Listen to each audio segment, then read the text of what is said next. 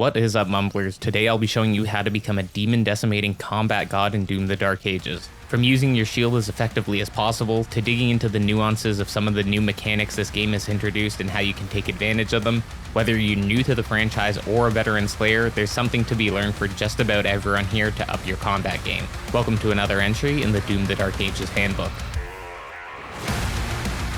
First things first, you want to be hyper aggressive in this game. It truly is a matter of offense is the best defense 90% of the time. The game highly rewards aggressive play and actively punishes defense in excess, though it definitely is a dance between the two at times. Now, obviously parrying the parryable attacks is favorable as that's going to stagger enemies, proc your shield runes, and give you an opening to attack bigger enemies, but hiding behind your shield for too long, blocking those non-parryable attacks like the melee slashes from imps, or letting an anachrotron try to pump you full of lead is going to lead to a bad time. You need to be ready to be the deliverer of death and maximize the value of every opening you get to deal damage, or you're just going to take way longer to clear each chapter. So what can we do to pump up that aggression and really bring the pain to our enemies? Well, this one is one of my personal favorites. You might be familiar with the old 1-2 punch, but the Slayer has taken his own lethal twist on the classic combo. If you're ever going up against a medium strength enemy, you can pretty reliably fully kill it or get it damn close to execute range by doing some variation of this combo. Simple yet effective. Just shoot with a high impact single target weapon like a chain shot, impaler, or shotgun, shield bash, then instantly follow up with another shot, then a melee attack, or execute if you did enough damage in that one burst. You can always weave in a shield throw after both the first shot and after the dash to push the damage even further against stronger enemies, but with something like the Impaler, if you're landing 2 headshots back to back, it's strong enough to instantly kill a Mancubus before it can even ground pound you back. With the shotgun and chain shot, adding in a shield throw is definitely helpful as it doesn't always push to execute range like the Impaler does, and if you're not getting that kill off with the combo on a stronger enemy, just be ready to block if they fight back. Usually adding in a melee strike to the mix will guarantee the kill though. The one place this doesn't work quite as well is against armored enemies, in which case you're better off opening with a shotgun or a charged chain shot hit to overheat or fully blow off the armor before then cycling the combo in for the kill. While this wasn't necessarily true in Eternal with the weak point system it leaned on, in the Dark Ages, headshots are back in style and should definitely be your priority when using weapons that shoot individual projectiles like the Impaler, Shredder, Plasma weapons, and Ravager. Interestingly enough, it doesn't seem like shotguns, the chain shot, or the other big boom weapons factor into headshot damage at all.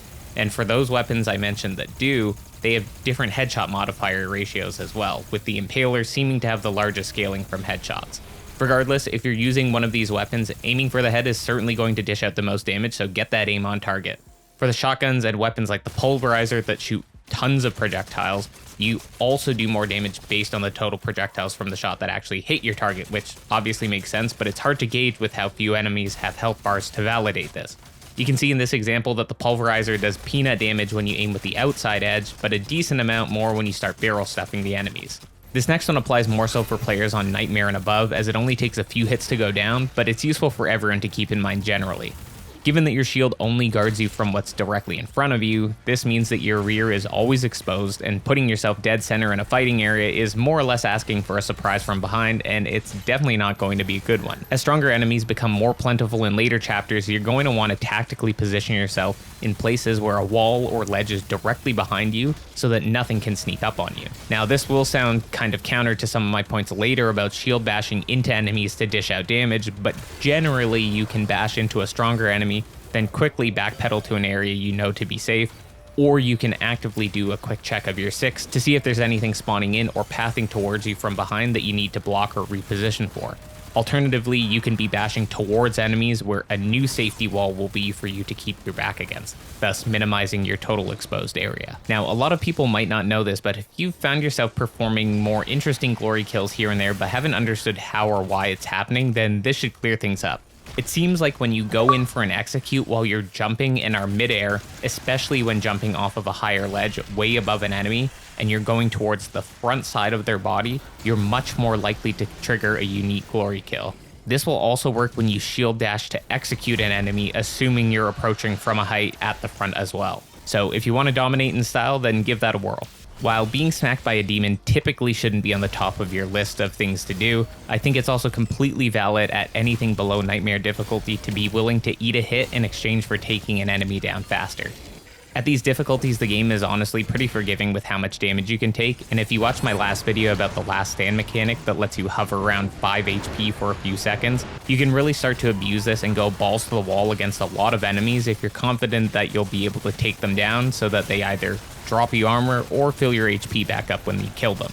You get a pretty generous amount of HP from every enemy you kill, and most areas will have some armor or health packs to top off with if you really needed it. But more so, you can also use shield runes like Ground Fissure to get armor back in your next fight, or any of the weapons like the upgraded combat shotgun that gives armor for igniting enemies, or the flail for landing melee attacks, on top of just tossing your shield out at the next pack of fodder enemies that you see for a giant health drop. To build on the point of taking damage, if you're playing on a higher difficulty and resources are scarce, there's a way to kind of game the system a bit to recharge your resources. If you're fighting an enemy champion that isn't going to give you an armor demonic essence, but your armor is depleted, before you go in to execute it, while it's stunned, you can actually unload your combat shotgun, assuming it's upgraded to burn it, and collect a stupid amount of armor shards off of it. Additionally, if you really needed to milk some extra health, there are almost always some zombies that will spawn continuously during large fights that you can retreat to grab a little bit of extra health from, and even drop a melee attack on to get your ammo back too. If you're finding this video helpful, consider subscribing to make sure you stay up to date on the highest quality content for your favorite games. I'm planning on expanding this combat series to cover all weapon upgrades and their rankings, and strategies for dominating every type of enemy soon. This one is simple and quick. If you see a barrel and you're far enough away from it, shoot it for your own safety, not for the safety of others. While interestingly enough, it's not possible for enemies to blow up barrels. Obviously, if you're going to town on some demons at point blank range and there are barrels nearby, you're putting yourself in an awfully dicey situation that could easily kill your run on higher difficulties, especially if you're using weapons with large AoEs that are prone to hitting the barrels with their spread. Also useful to know, however, is that if you shield bash into an enemy, you also won't explode any barrels, so you're safe to engage with the shield, just don't start blasting if you know a barrel's nearby. Another big one to watch out for, especially on higher difficulties, is not getting caught in a melee animation and then taking damage for it. A lot of the time, especially with the flail or with the dread mace, the animation to actually get the melee off is pretty long, and sometimes you can get locked into it, and if an enemy is in the process of attacking you while you try to melee them, there's a good chance that you're going to end up taking the hit for it, and you might even get pushed back and then your melee doesn't connect, but it gets expended. So double whammy of pain and no damage, so definitely watch out for that one. Usually you're going to be better off just being a little more patient, getting a parry off so that they're staggered for a moment, and then using your melee attack. This one is kind of funny, and while it doesn't come into play in every fight, it is useful to keep in your back pocket. You've surely seen the moments where the Slayer drops from a great height and it wipes out all the fodder enemies and stuns some larger enemies, but did you know that the height at which you can trigger this is remarkably low? Anytime you're in an area with more than one level of verticality to play from, you could just jump off the higher level and it'll almost always proc the shockwave for you. This will insta-kill most imps, zombies, and soldiers on the first jump if it's from a decent height, unless it's a shield bearer, in which case it takes a bit more distance and will briefly stun anything else while also dealing some damage. I've tried this on some of the imp stalkers and you 100% can kill them with just this. So while verticality may not be a core piece of the combat equation like it was in Eternal, you can still use it to your advantage in some cases to get a leg up on your enemies, or break them, rather. Now this may feel obvious, but you really need to be using your shield in this game to fully max out your combat potential, whether you like it or not, so these next few tips are going to focus on how to master this new tool in our arsenal. Your shield is not only a source of defense, it's also your greatest source of mobility, and having fully taken over the conventional directional dash from Eternal, it's now your job to use it to close the gap aggressively on your enemies, rather than create space between them. The amount of time you save, not just from the distance it helps you cover by dashing, but also the fact that it just decimates any of the weaker enemies in a generous area around the point of impact, makes it simply too good to ignore.